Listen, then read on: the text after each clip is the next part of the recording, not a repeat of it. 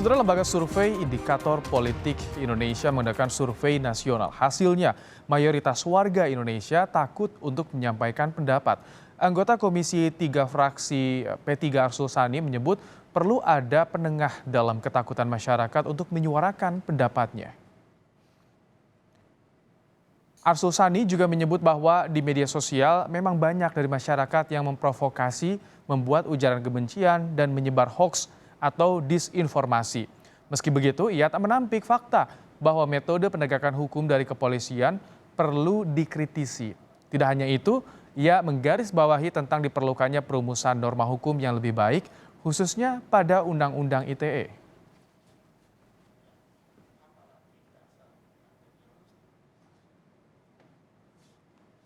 Seperti yang tergambar dalam survei itu ada ketakutan di tengah-tengah masyarakat. Nah, ini yang saya kira ini harus ditengahi ya.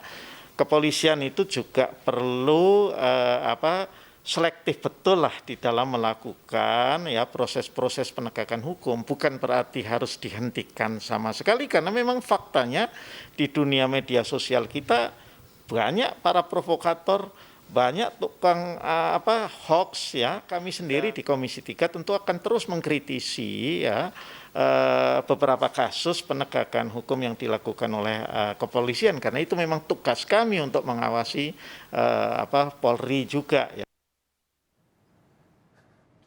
Sementara itu, Amnesty International Indonesia turut merespons hasil survei.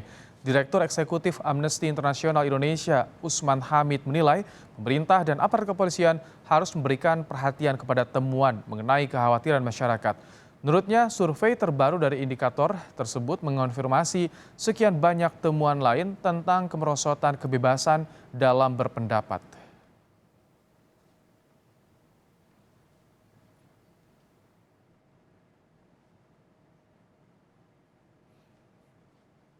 Jadi pemerintah saya kira harus memberi perhatian dan menghentikan segala kebijakan atau tindakan dari aparatur pemerintah dan juga kepolisian yang dapat terus memperburuk kualitas kemerdekaan untuk menyatakan berpendapat. Kebebasan berpendapat itu sangat penting. Pertama, agar warga negara ikut berpartisipasi. Yang kedua, agar mereka juga ikut di dalam mendorong proses pencerahan pemahaman publik atas sebuah masalah. Mabes Polri membantah tudingan bahwa aparat semakin bertindak semena-mena terhadap masyarakat yang berbeda pendapat. Hal ini berdasarkan pada hasil temuan survei Indikator Politik Indonesia. Polri menilai telah bekerja sesuai dengan aturan dan protap yang berlaku. Pernah saya sampaikan ya, jangan dibilang dibalik-balik polisi represif, bukan, kita bukan represif. Polisi juga manusia. Tadi saya bilang polisi juga memegang protap, kita punya juga SOP, kita punya perkap dibekali itu, sehingga ada batas-batasnya.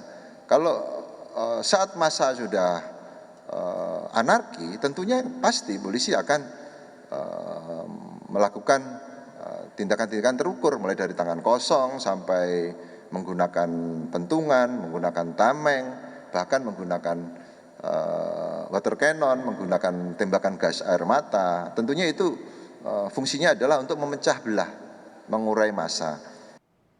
Kami hadirkan kepada Anda sekilas survei nasional yang dilakukan oleh Indikator Politik Indonesia.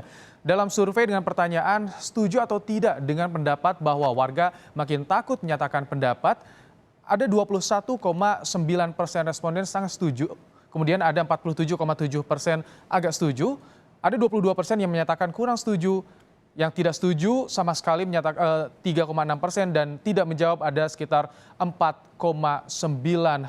Kemudian untuk pertanyaan selanjutnya kami hadirkan kepada Anda dengan pertanyaan setuju atau tidak dengan pendapat bahwa warga makin sulit berdemonstrasi. Ini dia hasilnya, 20,8% sangat setuju, 53% agak setuju, 19,6% kurang setuju, tidak setuju sama sekali 1,5% dan tidak tahu 5,1%.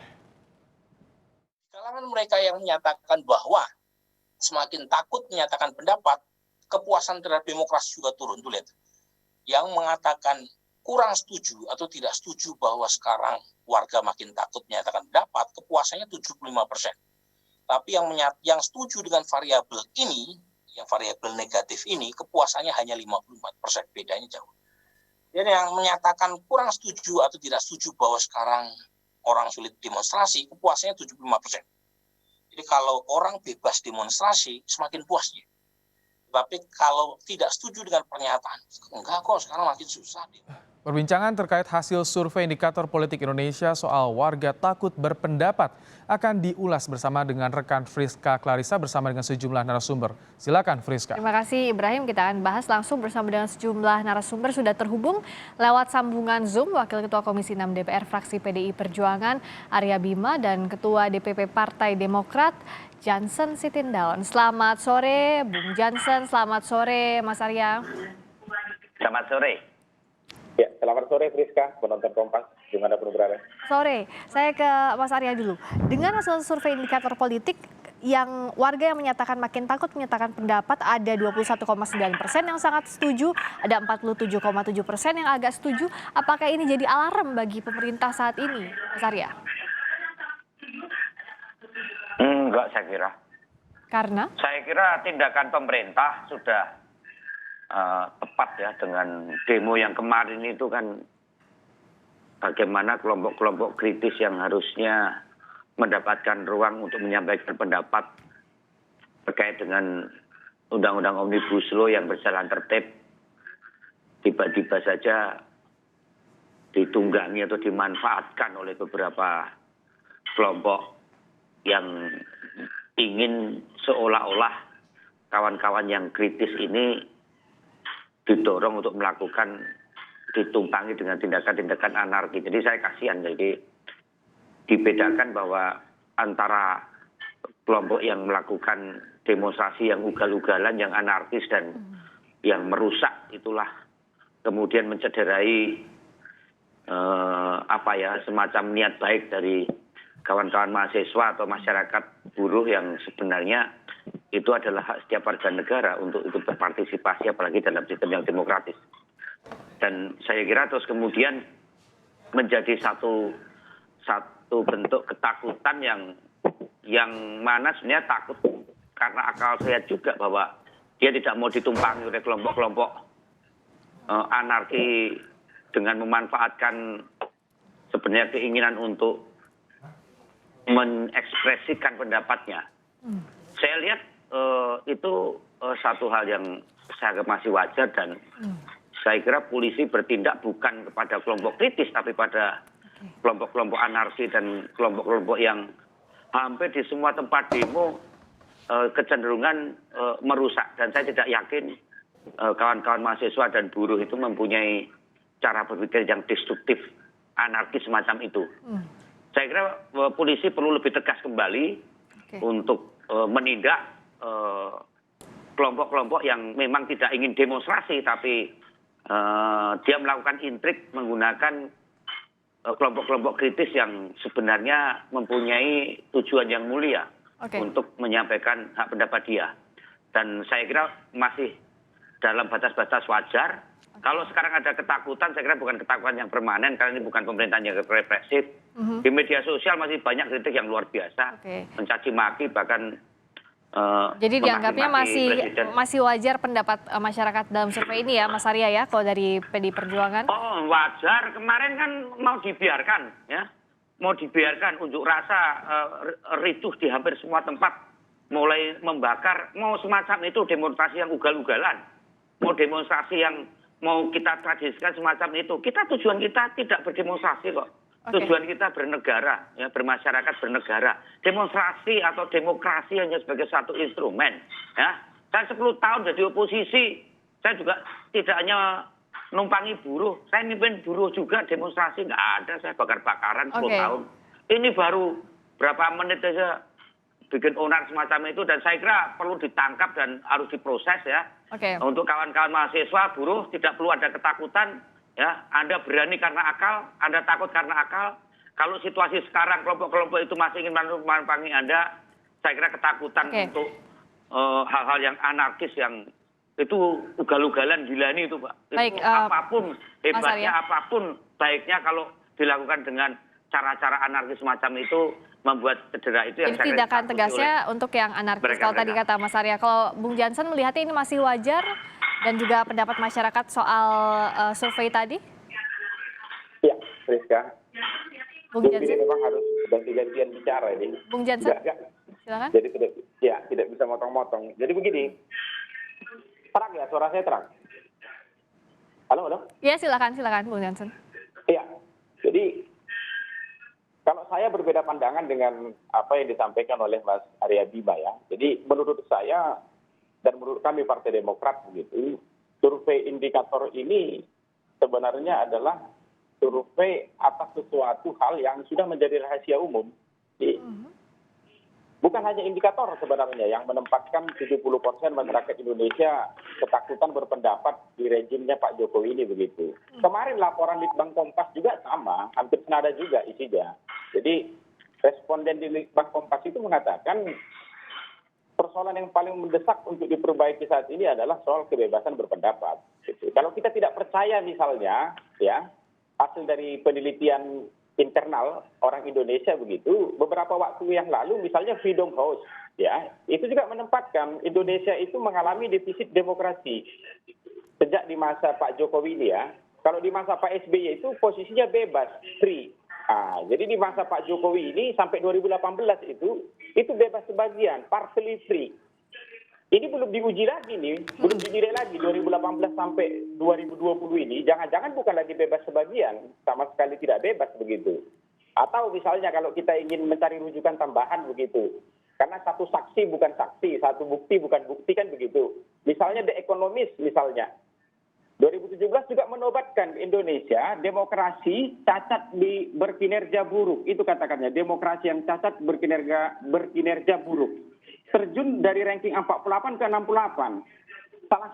Salah satu poin besar kenapa kok kita kemudian turun itu adalah soal terancamnya kebebasan sipil begitu. Jadi apa yang disampaikan indikator di surveinya hari ini sebenarnya bukan hal yang baru. Ini hanya sekedar mengonfirmasi sesuatu yang sudah menjadi rahasia umum. Jadi berdasarkan fakta-fakta ini, tidak patut kemudian pemerintahan Pak Jokowi ini menyampaikan demokrasi kita saat ini tumbuh, demokrasi kita saat ini berkembang, lebih baik dan kondusif misalnya lah dibanding zaman SBY begitu. Itu nggak bisa. Faktanya ya data-data tadi menunjukkan ya era sekarang ini demokrasi kita mengalami kemunduran. Indeks kebebasan turun, HAM turun, demokrasi turun itu. Jadi kebebasan berpendapat ya mungkin kebebasan berpendapat itu hanya ada di kelompok yang mendukung pemerintah.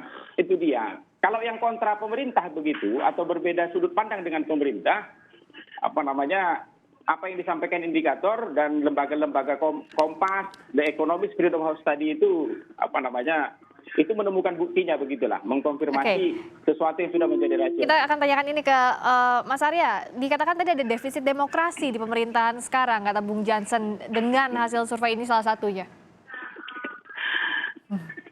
Iya, tapi gini loh, jurus demokrasi sekarang itu ya setiap zaman, setiap masa, apalagi di era disrupsi ini kan berbeda-beda ya. Seperti zaman Pak SBY dulu kan belum segalak sekarang untuk media sosial ini. Jadi sekarang ini demokrasi dengan berbagai jurusnya itu sangat maju. Bebas untuk apa saja mengekspresikan pendapat dan pikiran dalam berbagai bentuk, termasuk di dalam demonstrasi.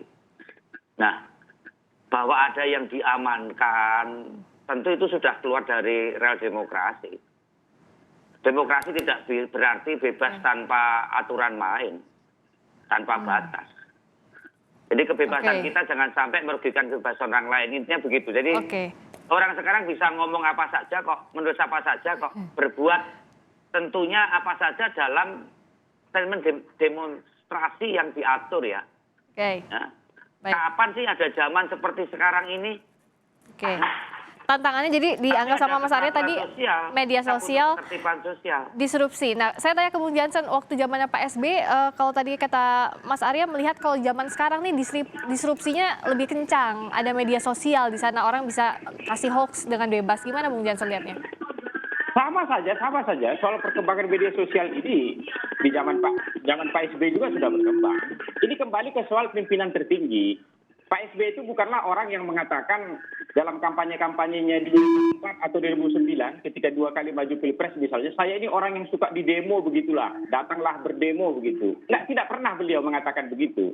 Tetapi faktanya ketika ada pendemo datang misalnya lah teman-teman PDIP pada waktu itu kan keras sekali, bahkan sampai kerbau pun dibawa. Biasa saja Pak SBY biasa. Itu makanya pemimpin tertinggi itu.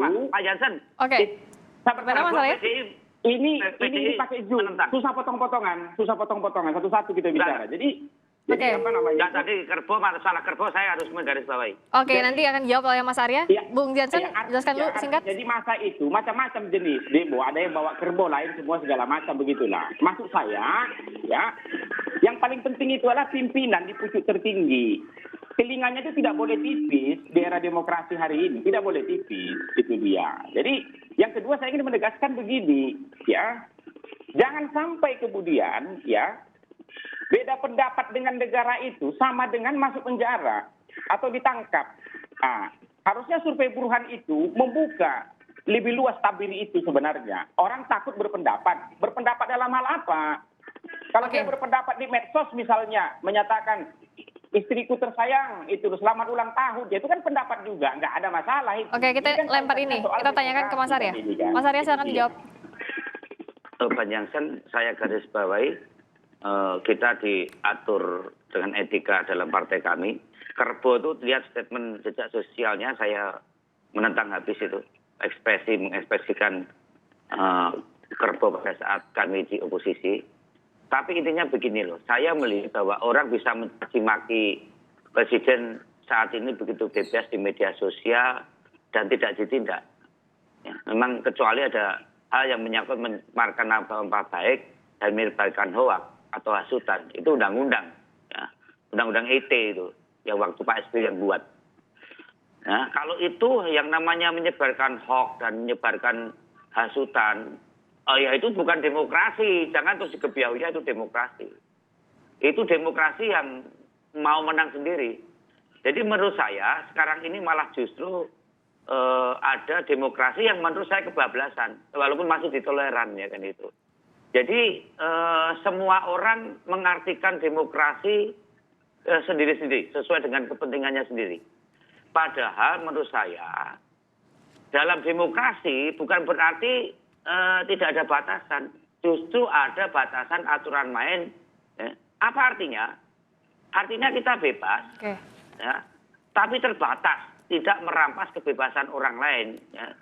Jangan kemudian semua itu bisa dijawab dengan demokrasi. Nah, bedakan antara kritis dengan kelompok yang intrik. Kita akan jawab besok berikutnya. akan digelar saya bahwa yang ditangkap itu adalah kelompok-kelompok yang melakukan destruktif, anarki, bahwa kebetulan dia kritis, jangan kemudian semua hal kemudian dikebiahui dengan hal yang menyangkut semakin terbatasnya atau pembatasannya. Oke, apakah iya yang ditangkap ini bukan yang kritis tapi yang destruktif atau yang anarkistis tadi? Kita akan jawab ini, kita lanjutkan perbincangannya usai jeda di Kompas Petang. Tetap bersama kami, Bung Jansen juga Mas Arya, dan Anda saudara tetap bersama kami. Kami kembali sesaat lagi.